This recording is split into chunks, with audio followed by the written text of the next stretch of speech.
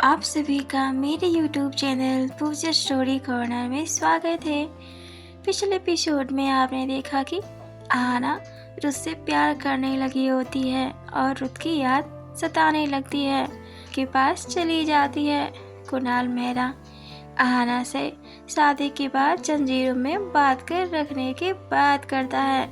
उसकी सौतेली माँ से कॉल पर आहाना रुत को अपने आप को सौंप देती है। कहानी में आगे बढ़ने से पहले एक ज़रूरी सूचना, अगर आपको मेरी नॉवेल अच्छी लग रही हो, पसंद आ रही हो, अगर आप पहली बार मेरे वीडियो पर आए हैं तो मेरे इस चैनल पूजा स्टोरी कॉर्नर को ज़रूर सब्सक्राइब करें, मुझे सपोर्ट करें, लाइक कमेंट शेयर भी करें। इससे मुझे मोटिवेशन मिलती है और भी कहानी और नॉवेल्स लिखने के लिए। अगर आज ये नॉवेल आप देख रहे हैं तो आपको हो सकता है समझ ना आए। नॉवेल को अच्छी तरह से समझने के लिए, इस नॉवेल को अच्छी तरह से जानने के लिए आपको मेरे इस नॉवेल्स के पिछले सभी पार्ट को ज़रूर देखने की आवश्यकता है, ताकि नॉवेल्स अच्छी तरह समझ सके। सो बढ़ते हैं बिना देरी के अपनी novels when I first meet.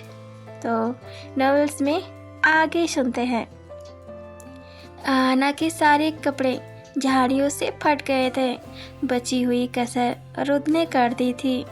Aahana के साथ क्लोज आकर आहाना रुत के कपड़े पहनकर चली जाती है। आहाना सोचती है कि ये मैंने क्या कर दिया, मैं इतना बेकाबू कैसे हो सकती हूँ। आहाना अपनी नम आँखों को लेकर विला से बाहर निकल जाती है और माखनलाल उसे घर छोड़ने की बात करती है, तो माखनलाल उसे लेकर उसके गांव निकल जाता है, क्योंकि आहाना ठीक से बोल भी नहीं पा रही होती है, ना ही चल पा रही होती है। उसे खुद पर गुस्सा आ रहा होता है। रास्ते में माखनलाल आहाना से पूछ लेता है, रुत सर की आप क्या लगती हैं। आहाना कुछ भी बोल नहीं पाती है। माखनलाल बोलता है, ठीक है, आप नहीं बताना चाहती तो मत बताओ, बट रुत सर एक बार नशे में बिला आए थे और नशे में बस आपको ही याद कर रहे थे।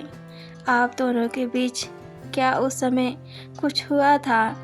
आहाना सोचने लगती है, मिस्टर खड़ूस नशे में मेरा नाम ले रहे थे, बट उनको तो मैंने बताया भी नहीं था उस समय कि मेरा नाम क्या है। आहाना माखनलाल से बोलती है, मुझे याद नहीं है। माखनलाल बोलता है, ठीक है मैडम, रुत से बहुत अच्छे इंसान हैं। वो भले ही एक गैंगस्टर हैं, पर उनके दिल बहुत बड़ा है। बिना गलती किए वो किसी को नुकसान नहीं पहुंचाते हैं। आहाना चौंक जाती है जब उसे पता चलता है कि जिसके साथ वो अपना सब कुछ सौंप दी वो एक गैंगस्टर है। तो आहाना को सोच के चक्कर आने लगता है। माखनलाल से बोलती है, मुझे चक्कर आ रहा है, प्लीज़ स्कूटी रोकें। माखनलाल को कुछ भी समझ में नहीं आता है कि आखिर में क्या हुआ। आहाना को पता भी नहीं है कि रुत एक गैंगस्टर है। माखनलाल ने उसे ये बताकर गलती कर दी। माखनलाल से आहाना बोलती है, मेरा गांव करीब ही है, आप चाहिए मैं चली जाऊंगी। माखनलाल उसे बीच रास्ते में छोड़ के चला जाता है। आहाना अचेत होकर नीचे बैठ जाती है और सड़क पर ज़ोर ज़ोर से हाथ से मारती है और बोलती है, तो उससे कैसे प्यार कर सकती है। नहीं बोलकर अपना सिर सड़क पर टिका देती है। आहाना का दिल टूट गया होता है जब उसे पता चलता है कि रुत एक गैंगस्टर है। आहाना कभी भी किसी का दिल नहीं दुखाती है, वहीं रुथ ना जाने कितने बेकसूर लोगों को जान से मार दिया होगा। रुथ से अपनी पहली मुलाकात याद करने लगती है, जब रुथ ने उसे बचाया था। उसने रुथ के सिर में अपना सिर जोर से मारा था। उसकी हंसी और रुथ की क्यूट सी स्माइल, उसका पंछियों को पिंजरे से रिहा करना, रुथ का डांटना, उसके सिर पर पंछी का बैठना, रुथ का फिर से स्माइल करना, जितना सोचती उतनी ही जोर जोर से रोती, सड़क पर अपने हाथ मारती, रुथ के गले में हाथ डालना, उसके करीब जाना, रुथ का बाथरूम में फिसलना, आहाना का टॉवल गलती से रुथ से खिंच जाना, आहाना की वो शर्म से चीख, रुथ से डाइनिंग टेबल पर लड़ाई करना, उसको भला बुरा कहना, रुथ का आहाना के बाबा की डेथ पर आना, उसकी सौतेली माँ को धमकी देना, उनको पैसे देना ताकि आहाना अपने बाबा को अंतिम विदाई दे सके, आहाना का हॉस्पिटल से दौड़ते हुए आना, आगे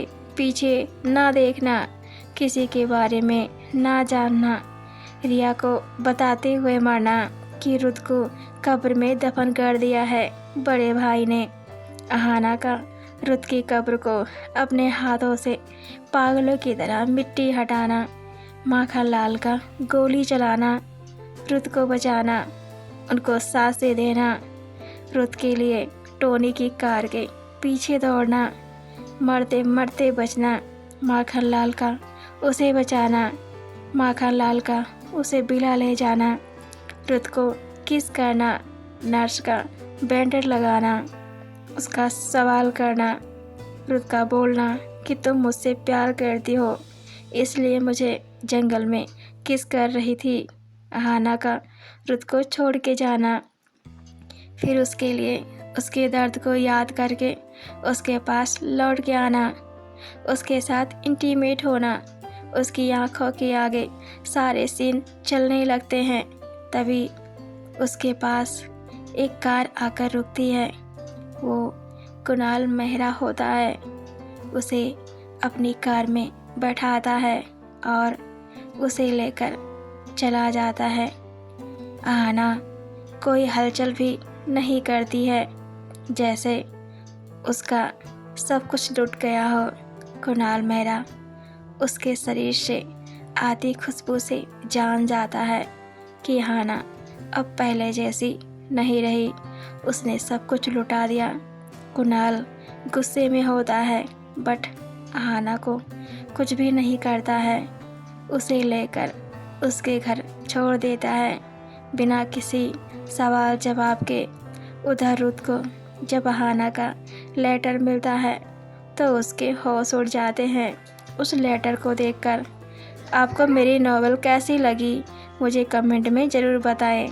आगे नॉवेल में हम देखेंगे कि क्या आहाना और रुथ एक हो पाएंगे, टोनी काका का क्या होगा, कुणाल से आहाना की शादी होगी या नहीं, क्या बड़ा भाई जान पाएगा कि रुथ उसका ही बेटा है। तो देखते हैं नेक्स्ट एपिसोड में। तो बने रहें पूजा's स्टोरी कॉर्नर में। Thanks for watching and keep supporting.